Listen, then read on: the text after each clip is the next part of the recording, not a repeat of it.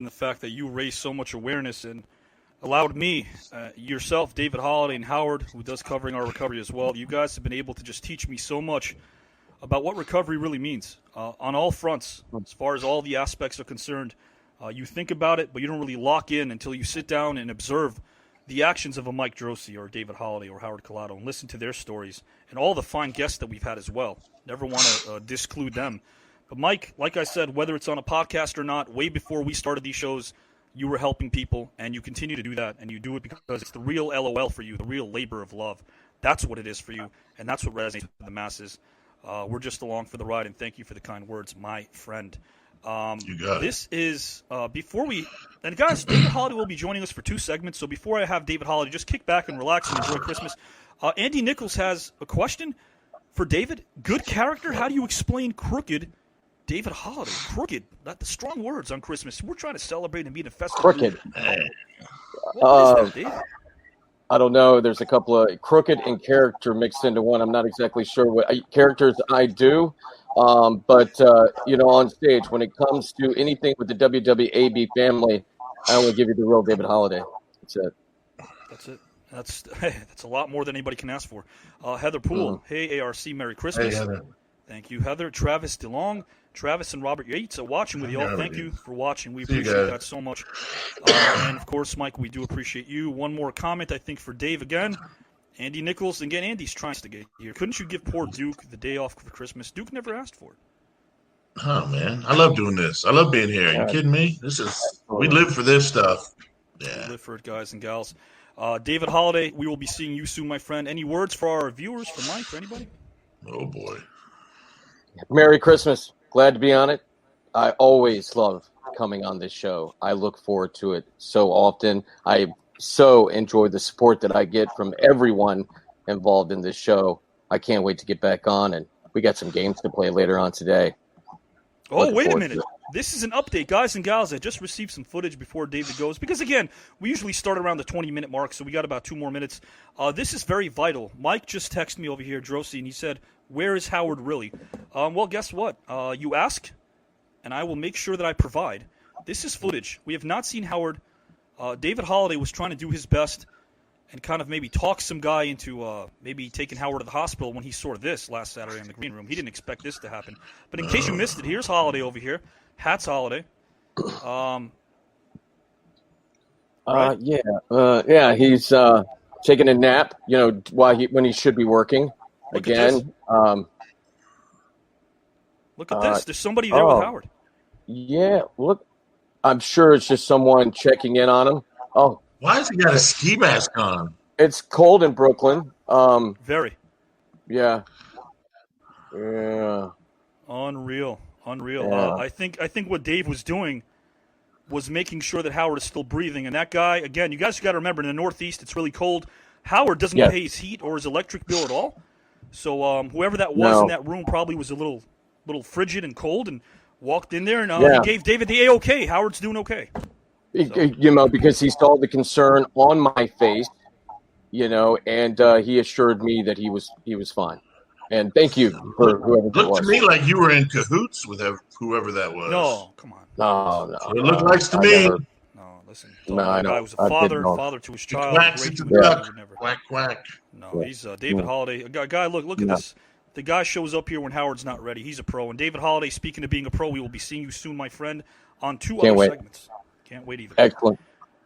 Mr. Holiday is always ready to go. Brittany Smith, hello, and Michael Regan, hello, and Anita West, thank you for the love. Tammy, why is David here? David Holiday provides entertainment galore, that's why. It's the philosophical question I ask myself every day. You ponder about that. Guys, there is a special guest I want to bring in right now. And we have seen this individual show up on face value numerous times. And I just want to say, and also on Maintaining the Truth with Paul Roman myself. Over the past month or so, maybe even a bit longer, every message I exchange with this human being is incredible. It's positive. It's real. It resonates with me. She just had surgery 3 years ago, and she's going to talk to us about it. She's going to talk to us about her experience. She's had to recover through something extremely serious, extremely strenuous, that not many of us can really fathom. And she's brave enough to tell us exactly about what that is and how she went through this.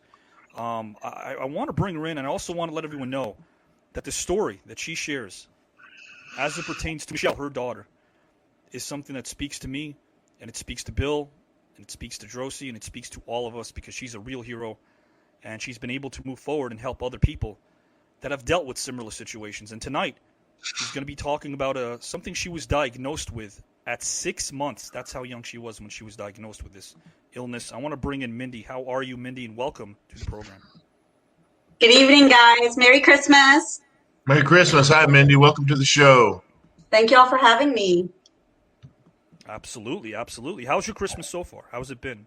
It has been nice, relaxful. I worked on the angel trees a bit this morning while I was waiting on all the teenagers to wake up, and none of them, woke up too early. So, I got things done while I was waiting on teenagers to wake up, but it was nice. We spent it with family, and my husband was off today for the first time, and I think we said 16 years. And, wow. With COVID, he's our food service manager, so he runs like a food service, a Luby's. I don't know if y'all are familiar with Luby's. It's a southern kind of restaurant. But thanks to COVID, because the way they were closed for about 5 months or so.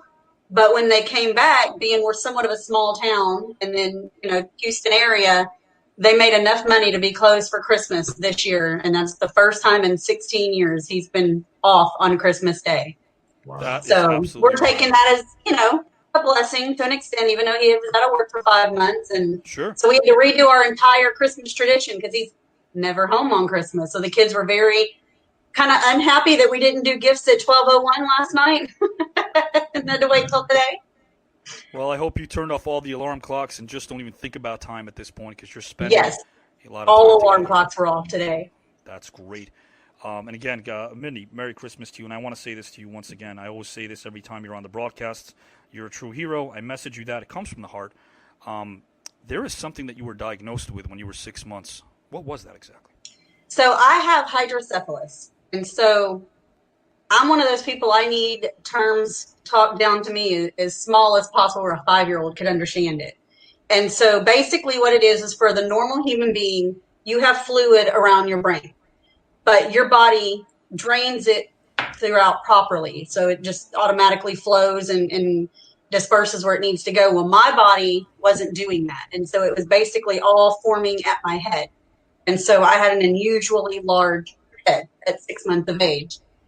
So I was first shunted at 6 months. And I'm guessing the reason they realized I had it was I had an unusually large head at 6 months. And so, the crazy thing was back then we lived on a Marine base. I'm a Marine brat. I was born in California. And so I don't know if my mom didn't realize that this was actually like a condition. And if she thought that I was shunted for the first time, that was it. I'd never have an issue again. Because when I turned 7, I was in the first grade, and I began to get, it started out with like nausea, little headaches, and it increased to like blinding migraines is what they turn into. I had severe back pain where I couldn't walk. She was taking me all the different doctors. Well, we would do the military hospitals and doctors is what we had even here in Houston. And she never told them I had hydrocephalus. So they never necessarily did an MRI or anything or CAT scans. And so they kept sending me home. They tested me for, what is it? Not measles. I'm drawing a blank on it, where I kept having to get spinal taps and all these different things. And so they kept sending me home. And so she was missing all this work. Well, they took me to the daycare one day because I couldn't go to school like that. And ended up started having seizures and went into a coma. And so they. How old were you when that happened? When you went into the coma? 7 the first time. And so they sent me to Texas Children, who hands down best hospital ever. Of course, figured out really quickly I had hydrocephalus. I still to this day say that during that I saw the light. My mom told me I was insane, did not see the light, but I'm adamant I saw the light. Woke up, half a head of hair, and that's when she realized, okay, this is a big deal. Obviously, I almost died. And so it's probably 6-7 months later, here we go again. And so same deal. So we had to go back in, do a revision. A year later, I was 8. Same thing. Go back in, do a revision. And then one more time when I was almost 9. And what they were figuring was, because I was growing. When you were 7, 8, and 9 years old, were you aware of what, and obviously not with the terminology, but were you aware of what was happening?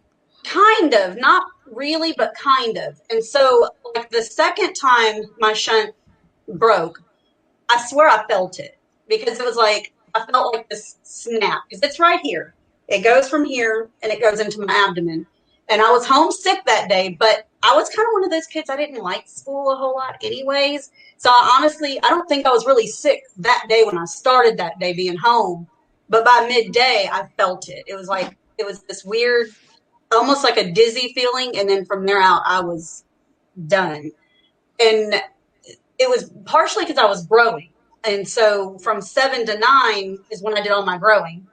And so after 4th grade, I didn't grow very much anymore, but I started to kind of level out. Well, typically, because like I never got why the doctors thought I was like a medical marvel.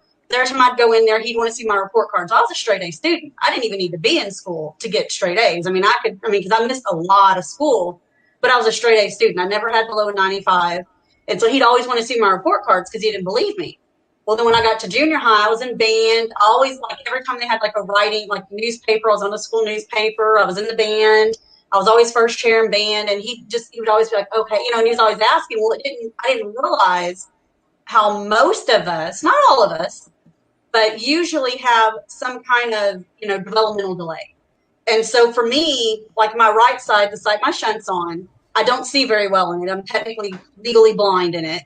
And so, for me, I kind of make jokes about it all the time because I'm always like, well, my half good eye, I can't see this, or hey, can someone bring me another eye? I need 2 good eyes and I don't have them. It's like I've grown up this way.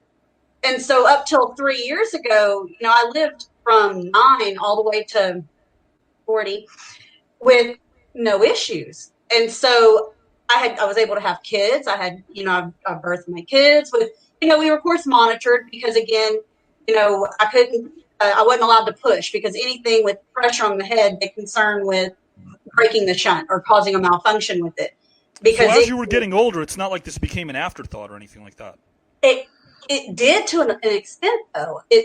While in my 20s when I was having my kids and stuff, yes, it was still in my mind all the time that, okay, this could break loose, this could happen, or that could happen. But I think I got a little careless, and I think I got a little kind of where I took my health for granted to an extent.